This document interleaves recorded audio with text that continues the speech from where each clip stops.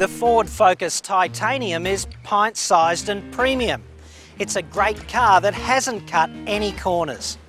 And you can't say that about too many cars that get signed off back in Detroit. Most people these days feel at least some imperative to do more with less fuel. And that's why small cars have become the next big thing. And this is one of the best examples of the breed. The Focus flagship is not especially cheap, but it is excellent value, provided you're in the market for a car that's both diminutive and upmarket. You'll pay almost 40 grand for a fully loaded titanium.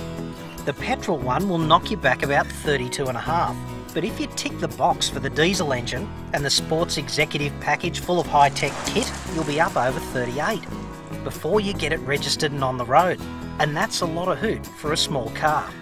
The fundamental engineering is first rate, 6 airbags and 5-star safety, all the electronic safety aids. The Focus feels rock solid in cornering, and there's some very clever engineering going on up the front. It's got a thing called torque vectoring control that transfers the drive to the front wheel with the most grip. And what you need to know is it virtually eliminates understeer. The standard engine is a 2-litre 4 with the latest direct injection technology and fully variable valve timing. But frankly, the one you want's the diesel. It delivers about the same power, but you get 70% more torque, better fuel consumption and lower emissions. It's a ripper. And maybe that's why it costs 3.5 grand more. Inside, it's a toy shop. Bluetooth for music and mobile phone, plus voice control for everything from audio to air conditioning and calling. Don't be fooled by the paddles behind the wheel, they're not for shifting the transmission. The one on the right turns on the voice recognition system. And if you get frustrated in traffic, you want to shout at another driver, just shout at the car. Get it to turn on the radio, play something therapeutic and calming. Radio. Radio. Frequency, please. 954. Tune 954. We're motoring along here with John Cadogan. And then there's Active Park Assist, which turns even the most deficient spatial perceiver into a parallel parking champion. Time for the leap of faith then.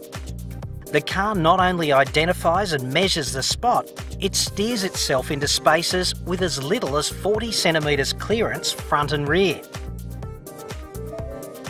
I hate not being in control, but it does a pretty good job. Another $2,300 buys the Sports Executive package.